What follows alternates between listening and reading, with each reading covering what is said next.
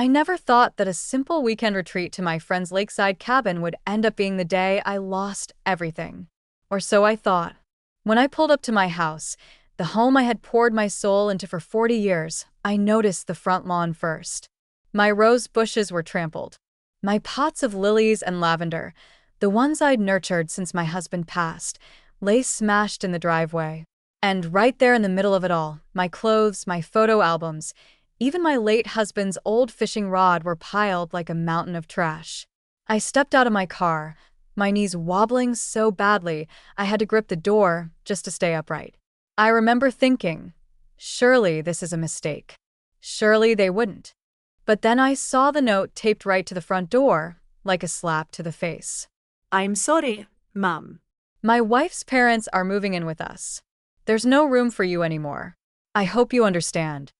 My own son's handwriting, neat and confident like it always was on his old school essays I used to proofread late at night. Neighbors stood frozen across the street. Mr. Holbrook's wife clutched her gardening gloves to her chest. The Johnson kids watched wide-eyed from their porch. I could feel their pity, their curiosity like needles against my skin. I knocked on the door once, softly at first. No answer. Then I pounded, my heart thudding so hard I thought it might break through my ribs. Finally, the door opened just a crack. My son peeked out, expression cold and almost embarrassed. He avoided my eyes, shifting his weight like a guilty teenager caught sneaking in past curfew. "Mom, it's better this way," he mumbled. Behind him, his wife appeared, arms crossed. She sneered like she was watching a stray dog beg for scraps. "You've had your time here," she said, her voice sharp enough to cut flesh. "We need the space. My parents deserve comfort in their old age." My lips parted, but no words came out. I tried to remember the last time I'd asked for anything, a favor, a bit of help, and I couldn't. I had cooked for them, cared for their son when he was sick, gave up traveling so I could babysit my grandson after school, all without a second thought.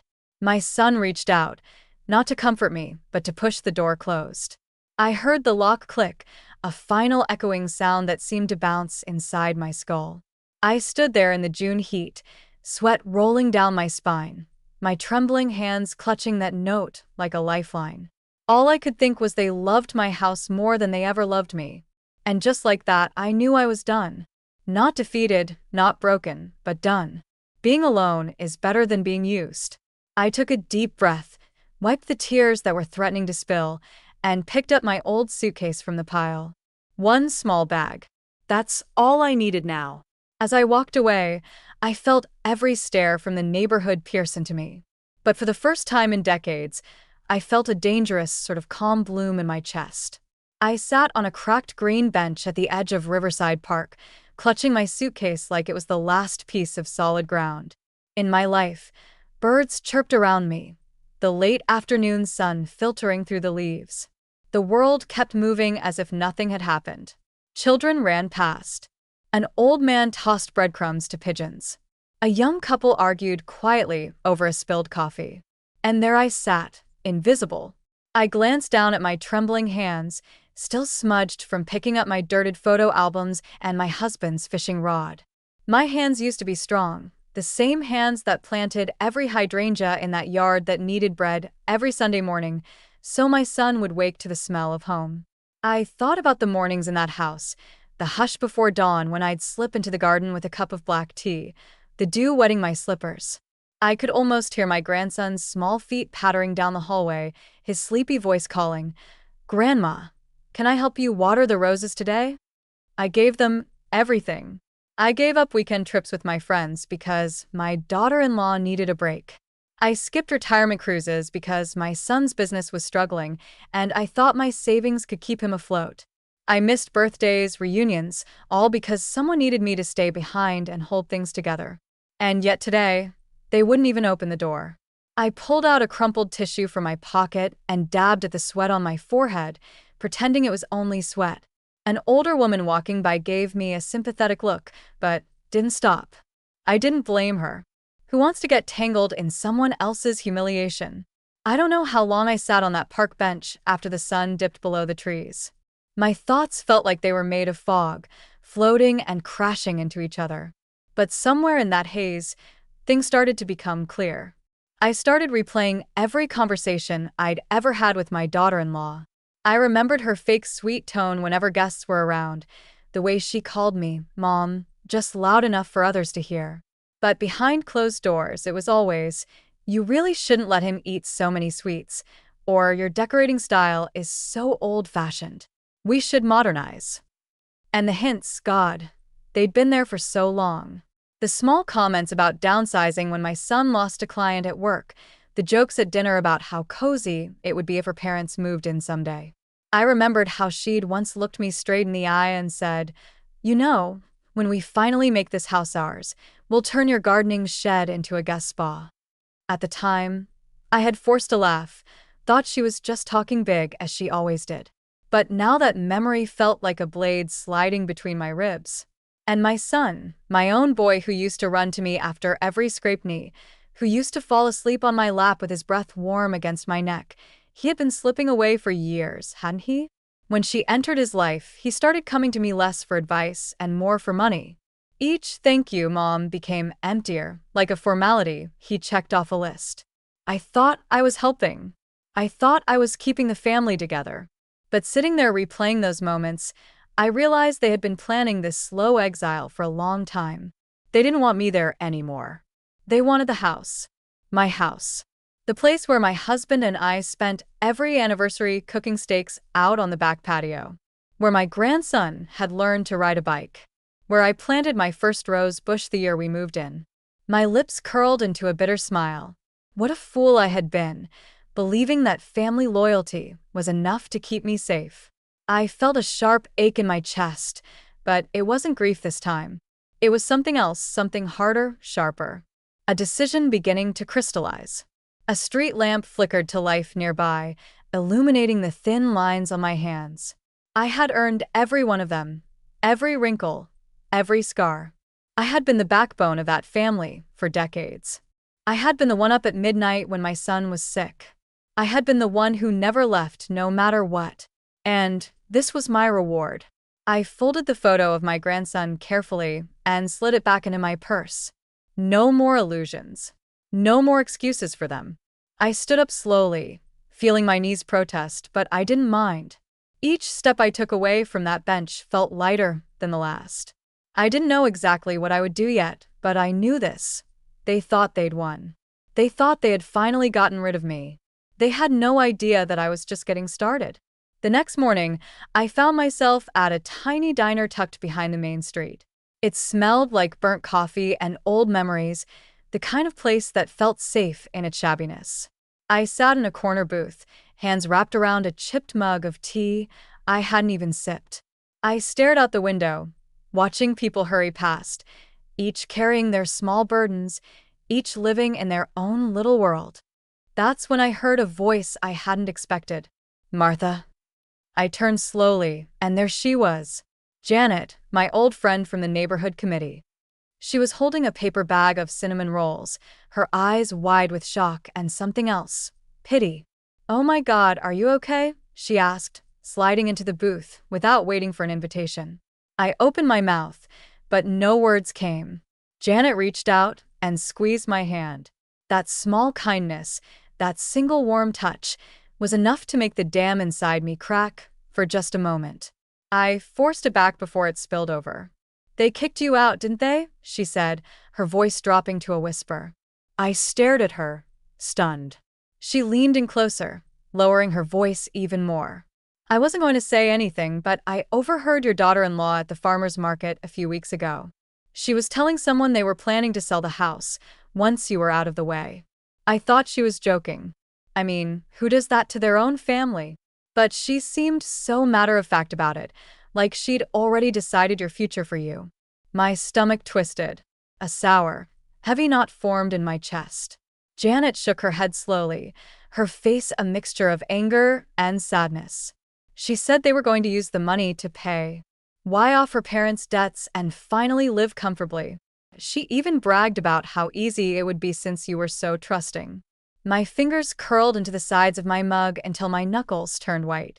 Janet squeezed my hand again. I wanted to tell you sooner, but I didn't know how. I'm so sorry. I let out a long, shaky breath. I felt the world tilt slightly, as if the floor beneath me was no longer solid. They loved my money more than me, I whispered, the words tasting like acid on my tongue.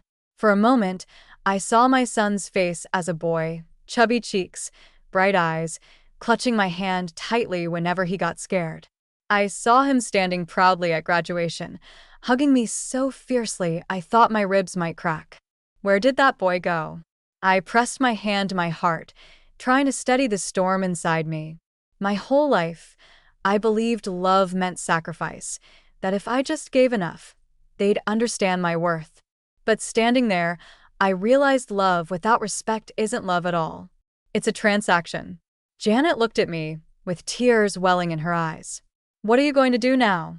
I lifted my chin slowly, my voice calm and certain, as though it was coming from some deep well inside me I had long forgotten existed. I'm going to get my life back, I said. I stood up, smoothing the wrinkles from my skirt, feeling a strange strength bloom inside my ribs. Janet nodded slowly, wiping at her eyes. Good. About time. I took the long walk downtown, passing shops that had already gone dark for the night. My feet ached, my shoulders burned from carrying the suitcase. But each step felt strangely purposeful, like I was pressing deeper into some hidden part of myself I'd long ignored.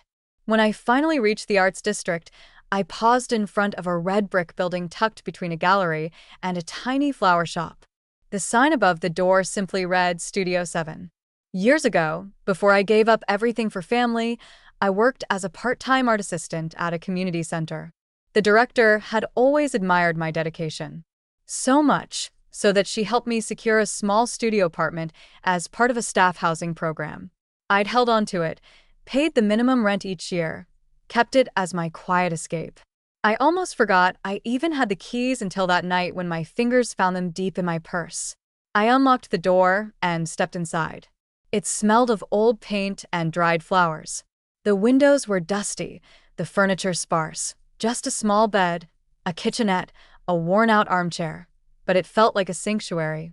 I set my suitcase down and walked to the narrow window, peeking out over the alley below. For the first time that day, I exhaled without feeling like my lungs were full of glass shards. I kicked off my shoes and stretched my tired feet on the cool floor. There, in the dim light, I allowed myself to imagine. No screaming voices, no demands. No walking on eggshells to keep someone else's fragile ego intact. I closed my eyes and remembered my husband's voice. Quiet doesn't mean weak, Martha. Remember that. And that's when the plan began. Not a wild revenge, not a dramatic showdown in front of neighbors. No, something quieter, smarter. I would let them think they had won. I would let them believe I was defeated and small. Meanwhile, I would gather everything. My old tax records, property deeds, marriage certificates, every piece of paper that proved the house was still legally mine. I pulled out my phone and scrolled to an old contact, Richard, my husband's best friend, now a retired lawyer. I hadn't called him in years. My finger hovered over the call button, my chest tight. Then I pressed it. His groggy voice answered after the second ring. Martha, is everything all right? A small, calm smile spread across my face. Richard, I said softly, my voice steady for the first time all day, I think I'm going to need your help. Can you meet me tomorrow? He didn't ask questions and just said, okay. I pushed myself up and stretched, feeling each stiff joint loosen slowly. I shuffled to the kitchenette, filled the small kettle, and set it on the ancient stove. As it hissed to life, I rested my hands on the counter, staring at the chipped tiles. My late husband's voice echoed in my mind again. Those same words he'd repeated during late-night talks at the kitchen table. Don't sign away what's yours, not even to family. Love without respect isn't love at all. Back then, I thought he was being dramatic. I believed my son would never betray me, that family was stronger than greed. But as the steam rose from the kettle that morning, I understood every word. I thought about the day he convinced me to put the house deed partly in our son's name for tax benefits and to secure the future. I remembered the gentle insistence, the promises. Now, every legal document felt like a rope they tried to wrap around my neck. I took my tea over to the small table and pulled out a battered notebook I found in one of my old boxes. The pages were yellowed, the ink faded, but inside were notes from my husband, reminders about the property expenses, small maintenance logs, even old lawyer contacts. I ran my fingers over his handwriting. Each line felt like a quiet reassurance. You're not alone. You're not powerless. I knew that taking them on wouldn't be easy. They had convinced themselves that I was weak, that I would roll over rather than fight. But they didn't know what I had sacrificed to keep that house. The jobs I turned down, the friendships I lost, the nights I stayed awake worrying about how to cover the mortgage when my husband fell ill. They didn't know that house was my entire life's work. A calm, steady determination settled over me as I flipped through the pages, highlighting names and numbers. My fingers no longer trembled. I arrived at the downtown cafe early the next morning, my old brown coat buttoned tight, even though the air was already warming up. It was a small place tucked behind a bookstore, the kind of spot you wouldn't notice unless you knew to look. Inside, the smell of roasted coffee beans wrapped around me like a blanket. I chose a table by the window and ordered a pot of jasmine tea. While I waited, I looked out at the early shoppers and dog walkers drifting past. Richard shuffled in a few minutes later, wearing a slightly wrinkled blazer and holding his old leather briefcase. He looked older than I remembered, but his eyes were as sharp as ever. He spotted me and broke into a soft smile. "Martha," he said, sliding into the chair across from me. "You look different, stronger." I let out a small laugh, surprised by how true it felt. "Maybe I am," I replied. We sat there for a few minutes, the silence thick but not uncomfortable. When the waitress brought my tea and his coffee, I took a deep breath and pulled out my stack of documents.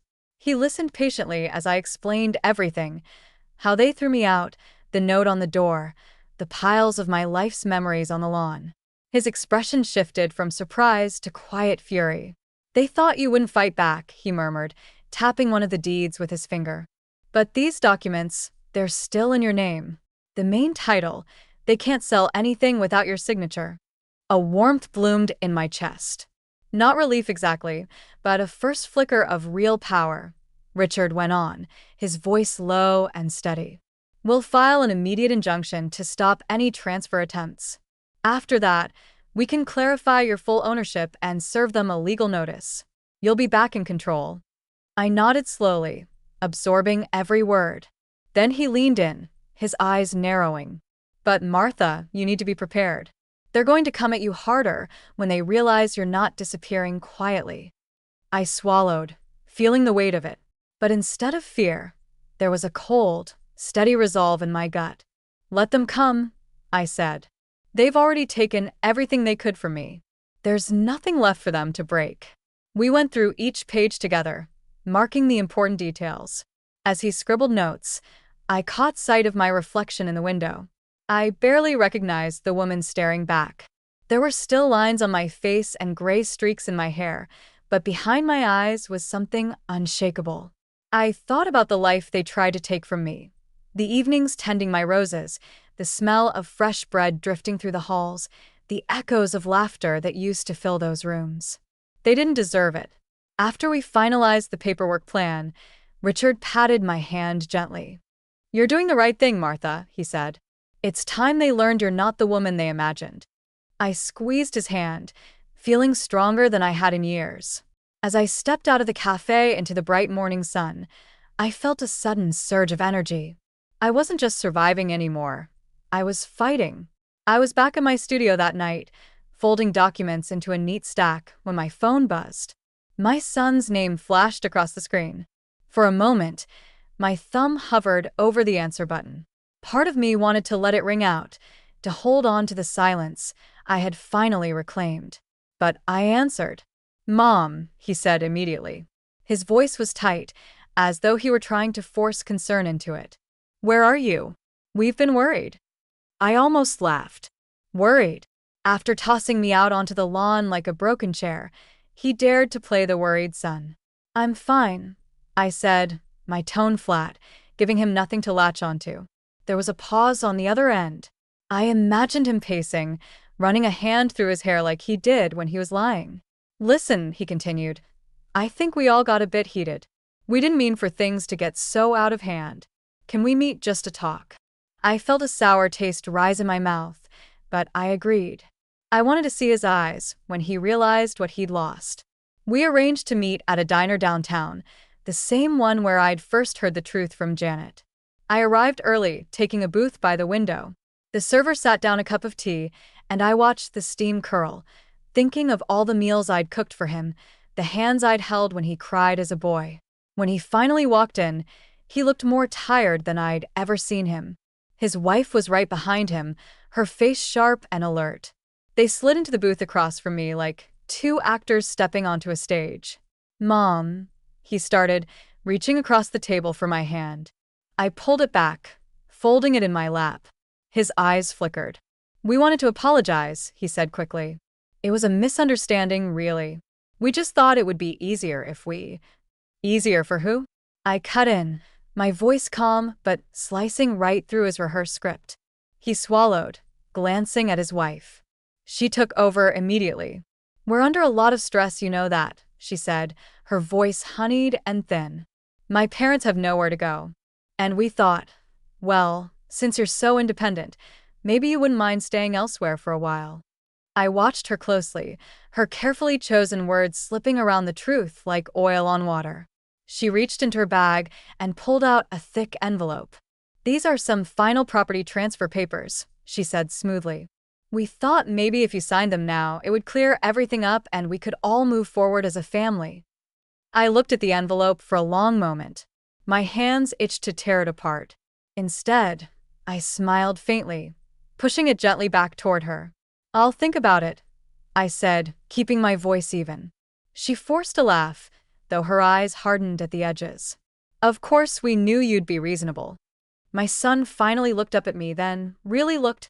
For a brief second, I saw a flash of something, guilt maybe, or just the realization that he no longer knew the woman sitting across from him. I finished my tea slowly, rising before they could say more. As I walked out, I heard my daughter-in-law hiss, "What did she mean she'll think about it? She's supposed to sign today." I pushed open the diner door and stepped into the cool evening air, feeling a quiet surge of triumph rise through me. Let them scramble. Let them squirm. They thought they could buy my silence with one last signature. But I wasn't for sale anymore. That night, I set the unsigned documents on the table like they were a pile of rotting food. I stood there for a long time just staring at them. It was all there in black and white. The legal jargon, the signature lines, the small print betrayals. In that moment, a deep, steady calm settled over me. I felt like I had stepped out of a fog. I walked into the kitchen and began boiling water for tea. The tiny kettle whistled shrilly, but I moved slowly, deliberately, measuring out each step like a ritual. I took down an old tin of jasmine tea leaves and let them steep, inhaling the gentle floral scent. As I waited, I pulled out a worn photo album I had salvaged from the lawn that day. I flipped through each page carefully, pausing on a photo of my husband in the backyard holding up a basket of fresh tomatoes, another of my grandson holding a sparkler on a summer night, eyes wide with joy. My hand hovered over their faces. And for the first time since that awful day, I didn't feel pain. I felt anchored. I understood then that I hadn't just lost a house.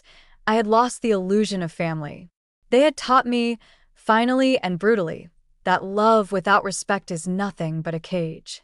I sipped my tea, letting the warmth spread through my chest. Then I picked up my phone and dialed Richard. My voice didn't shake. "Richard," I said, steady as stone. "I'd like to go over the papers again tomorrow. I'm ready to list the house for sale on my terms." There was a pause on the line before he answered, his voice tinged with cautious admiration. "You're sure?" "Yes," I replied firmly. "I've spent my life patching holes for people who never thanked me. This is mine. It's time I decide how the story ends." I hung up and set the phone down carefully, almost reverently. Then I went back to the table, took a pair of scissors, and sliced straight through the unsigned transfer documents. Each snip felt like cutting an invisible tether. When I finished, I swept the pieces into the trash, wiped my hands on a dish towel, and sat back down at the table. I took another sip of tea, feeling the faint tremor of excitement in my fingers. In that small, quiet kitchen, surrounded by cracked tiles and dusty blinds, I felt more powerful than I ever had in that big house full of polished floors and staged smiles. I looked at the photo album again, tracing the edge of my grandson's face. "They'll miss me," I whispered into the dim room. "But they'll only miss me because I finally said no." I leaned back in my chair, closed my eyes, and listened to the night city sounds outside. Distant horns, muffled music, the hush of strangers living their lives. For the first time in decades, I didn't feel like a mother or a wife or a caretaker. I just felt like Martha. The next morning, I got up before the sun even started to touch the tops of the buildings outside my studio window. I grabbed my purse and the old manila folder holding my property documents, then set off for Richard's office downtown. He greeted me with a tired but genuine smile, ushering me in. Before the city fully woke up, we spread the papers out on his big oak desk. "We'll move quickly," he said, tapping the corner of the folder. "I have a trusted realtor friend who can list it discreetly. They won't know a thing until it's too late." I nodded, feeling each word settle into my bones. He started making calls right away. As he did, I sat there in the leather chair by the window, looking down at the early morning commuters flooding the streets. For so many years, I thought of those busy crowds as something separate from me, something I was too old, too invisible to belong to. But today, I felt more alive than all of them. When Richard hung up, he looked at me over his glasses. "It's done," he said softly. "The house is officially listed. We've kept it under a private listing for now to avoid alerting them, but offers will come fast. That house has value beyond their shallow imagination." I exhaled, my shoulders dropping for the first time in days. "Thank you," I said, my voice catching for a moment. He shook his head, eyes kind but serious. "Don't thank me yet. We still have to see this through. But Martha, I'm proud of you." I pressed my lips together, feeling the warmth rise to my cheeks. After the paperwork was secured, I stopped by a small fabric shop on my walk home. I hadn't touched my sewing supplies in years, but something in me craved the steady, focused work of it. Back at the studio, I pulled out an old patchwork quilt I'd started decades ago. I unfolded it on the table, ran my fingers over the faded squares, and began stitching. The needle moved in and out, each stitch quiet and decisive, like the moves I was making in my life now. By late afternoon, my small space felt alive again.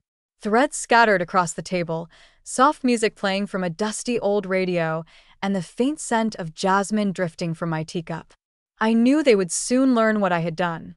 I knew they would be furious, loud, pathetic in their panic. But in that room, surrounded by fabric and tea and my own steady breath, I felt untouchable. I thought to myself, being alone is not a punishment. It's a gift they gave me when they showed me who they truly are. I finished another scene, held it up to the fading light, and allowed a small, genuine smile to bloom across my face. The following week moved slowly, but for the first time in years, I wasn't rushing to meet someone else's needs. Each morning, I rose before the sun, wrapped myself in my old robe, and brewed a pot of tea. Then I sat by the window, quilt on my lap, letting my hands move as my mind wandered. It felt like I was sewing pieces of myself back together. A few days later, I walked into Richard's office again, this time with my shoulders back and my chin lifted higher than it had been in years. He stood as I entered, his eyes scanning my face, as if he barely recognized me. "Martha," he said, a surprised smile forming. "You look lighter." I smiled softly, setting my bag down on the chair beside me. "That's because I finally put the weight down," I said. Nodded, gesturing for me to sit. We spread out the final batch of papers on his broad wooden desk. "These," he said, tapping the folder, "are the final sale documents. Once signed, the house will be officially sold. The money will be transferred directly to you." I looked at the papers for a moment, running my fingers across the crisp edges. For a brief second, an image flashed in my mind. My grandson running barefoot across the kitchen tiles, my husband humming while he chopped vegetables, my son laughing in the backyard as a boy. But just as quickly as the warmth came, it was replaced by the sting of that note on the door. Don't make a scene. I inhaled deeply and picked up the pen. My signature came out smooth, my hand steady. When I finished, I set the pen down carefully. A strange rush of energy zipped through me, like I just stepped off a cliff and realized I could fly. Richard watched me with quiet respect. "It's official," he said. "The house is no longer theirs to touch or claim. You did it, Martha." I nodded slowly, a small smile flickering at the corners of my mouth. "I didn't just do it for me," I said, my voice low. "I did it for every woman who was told to stay quiet, to sacrifice, to disappear." Richard's eyes softened, and he placed his hand over mine. "You're free now," he said. Those words rang in my mind like church bells. A week after signing the final papers, the knock came on their door. It was a rainy afternoon, the kind of cold, steady drizzle that soaks into your bones and makes even the bravest people hurry indoors. But they had nowhere to hide. A court bailiff stood on the front porch, flanked by 2 uniformed police officers. In his gloved hand, he held the official eviction notice. My son opened the door first. From the sidewalk, I could see his face pale instantly. His mouth opened and closed like a fish gasping for air. His wife appeared behind him a moment later, her face twisted in confusion and disbelief. "Mr. and Mrs. Dalton?" the bailiff asked calmly, as if he were confirming a dinner reservation. They both nodded numbly, unable to speak. The bailiff unfolded the notice and began to read in a clear, steady voice. "This residence has been legally sold. You are hereby required to vacate the premises within 30 days. Failure to comply will result in forced removal by court order." My daughter-in-law let out a strangled noise, half scream, half choke. She reached for the door frame, as if it might hold her up. Behind them, I could see the living room, my living room. The same walls where I once hung my husband's old fishing hat. The fireplace where I taught my grandson to toast marshmallows on winter nights. I felt no sadness, only a quiet, resolute certainty. Neighbors began to gather under umbrellas, whispering, some filming with their phones. I saw Mrs. Holbrook standing across the street, her eyes wide as dinner plates. My son finally found his voice. This must be a mistake," he sputtered, stepping forward. "My mother would never." The bailiff calmly handed him a thick envelope. "All the legal documents are enclosed here. Ownership transfer, sale confirmation, eviction authorization. You may review them with your counsel if you choose." His hands shook so violently the papers nearly fell into a puddle at his feet. I watched from the corner of the street, my umbrella resting lightly on my shoulder. The rain traced down my face, mixing with a single tear I didn't bother wiping away. Not because I was sad, but because it felt like the final cleansing, the last drop washing away decades of sacrifice that had turned into chains. My daughter-in-law sank onto the doorstep, sobbing openly now. My son stood over her, stunned silent, gripping the papers like a lifeline that was already slipping through his fingers. The bailiff turned, pinned the official notice to the front door, and nodded to the officers. They remained watchful but silent, enforcing the law I had put into motion. I stood a moment longer, breathing in the wet, heavy air. Then I turned and walked away, my step steady, my spine straighter than it had felt in years. They thought they had buried me under shame and guilt. But I wasn't buried. I had been planted. And now I was finally in full bloom. The next day, I invited them to meet me at a cafe downtown. It wasn't just any cafe. It was the most crowded one on Main Street, the place where young professionals typed away at laptops and retirees gathered to gossip over endless cups of coffee. I arrived first and chose a table right in the center, where every eye would be able to watch. I wore my best navy coat and a pearl brooch I hadn't worn since my husband's funeral. When they walked in, they looked like ghosts. My son's eyes were sunken, darting around in frantic confusion. My daughter-in-law clutched her designer purse like it was a life vest on a sinking ship. I gestured to the seats across from me, calm as ever. They sat down without a word. The hush around us was almost deafening. Even the barista paused mid-steam. I pulled out a thin envelope from my handbag and slid it across the table. "These," I said, my voice low but clear, "are the final legal papers confirming the sale of the house. It is no longer yours to claim, and you have no right to contest it." My son reached for the envelope with shaking hands. My daughter-in-law started crying instantly, fat tears rolling over her trembling lips. I watched them unblinking. I reached into my purse again and took out a small check. I set it gently on top of the papers. "This is a moving allowance," I said softly. "A symbolic gesture, enough for a motel room and a few meals until you figure out your next move." My daughter-in-law let out a strangled sob, her mascara smearing as she buried her face in her hands. My son looked up at me, then really looked at me for the first time in years. His eyes were wild, red-rimmed, desperate. "Mom," he choked out, "please, we didn't mean, we thought." I held up my hand. "No, you made your choices," I interrupted, my voice firm, unwavering. "You loved the house more than you loved me." You thought I was too weak to fight back. "You were wrong." The cafe was dead silent. A young woman at the next table froze with her coffee cup halfway to her lips. My son tried to reach for my hand, but I pulled it back calmly. "You only miss me now that I said no," I said, meeting his gaze one last time. I finished my tea slowly, savoring every sip while they sat crumpled across from me, their world crumbling at their feet. When I stood up to leave, I placed a few bills on the table to cover my tea and walked out without looking back. Behind me, I heard her wailing, his muffled pleas, the quiet gasps of onlookers. But I didn't turn around. Outside, the city felt bright and endless. My lungs filled with air so crisp it almost hurt. I had severed the final tie. I was free. I didn't go straight home after the cafe. Instead, I walked through the city, letting the sun warm my face as I passed bookstores, flower stalls, and bustling street corners. My steps felt weightless, as if I were gliding just above the pavement. Finally, I reached Richard's office. He looked up in surprise when I stepped inside. "Martha," he said, standing quickly. "Is everything all right?" I nodded, closing the door behind me.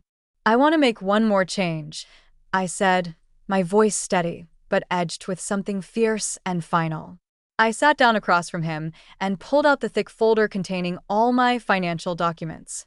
"I want to redirect all the remaining inheritance and the house proceeds," I said.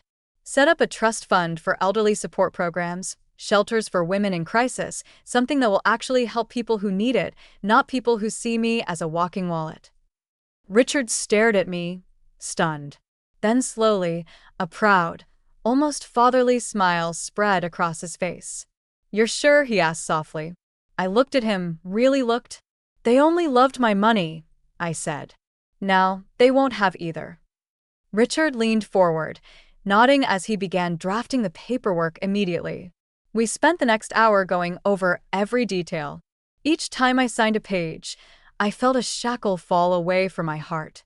When the last signature was done, Richard exhaled as if he'd been holding his breath the whole time. "It's done," he said. "They'll receive a formal notice tonight." I stood up and gathered my bag, feeling lighter than I had in decades. "Thank you," I said. My voice trembled. Then the first crack in my armor, but it wasn't weakness. It was relief. He nodded, eyes shining. "You did something extraordinary today, Martha." I left the office as the sky turned gold, streaked with the first hints of sunset. That night, they received the notice. A courier hand-delivered the envelope to their temporary motel room. Inside, they found an official letter stating that every cent they had expected to inherit had been redirected. No safety net, no easy landing, just the echo of their own choices finally returned to them. I imagined them tearing through the pages, eyes wild, their voices rising in panic. I pictured my son throwing the papers across the room, from his wife sinking to the floor, sobbing into her designer sleeves. The call started that same night. I watched my phone light up again and again on the small kitchen counter, each time flashing his name. I didn't answer. Then came the messages, desperate and pleading. Mom, please, we need to talk. You can't just abandon us like this. We made mistakes, but we're family. I set the phone down and continued folding the quilt I had been working on, smoothing the corners carefully. By morning, they were at my door. I heard the frantic pounding echo down the hallway, the muffled shouts through the thin studio walls. Mom, please open up. We can fix this. You can't just leave us out here like animals. Their voices trembled, not from love, but from sheer panic. The terror of losing the comfort of having to face a world that wouldn't bend for them anymore. I stood in the kitchen, breathing calmly. I didn't move.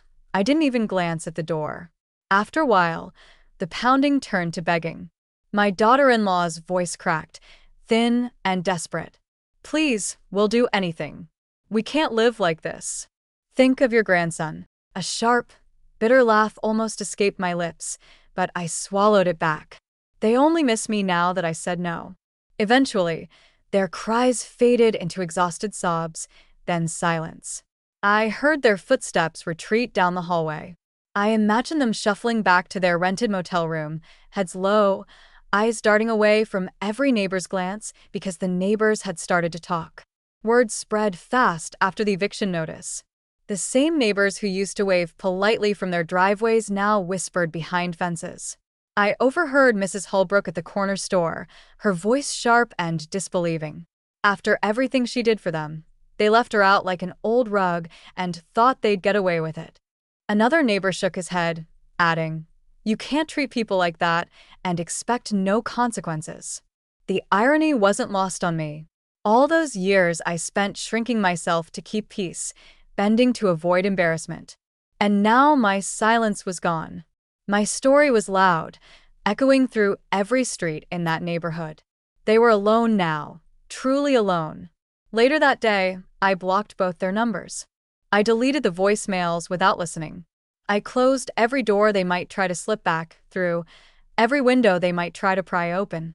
As I sat down with my cup of tea and unfolded my quilt again, I felt the final piece click into place inside me. I didn't hate them.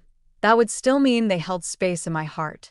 No, I felt nothing at all, a soft, clean emptiness that felt more peaceful than any false family dinner or forced holiday smile ever had. Outside, the city moved on, uncaring and alive. And for the first time, so did I. I spent the next few weeks turning my tiny studio into something that finally felt like mine. One afternoon, as I watered a small pot of herbs on my window ledge, I looked out at the city's glow and felt no pain of loss for that big suburban house.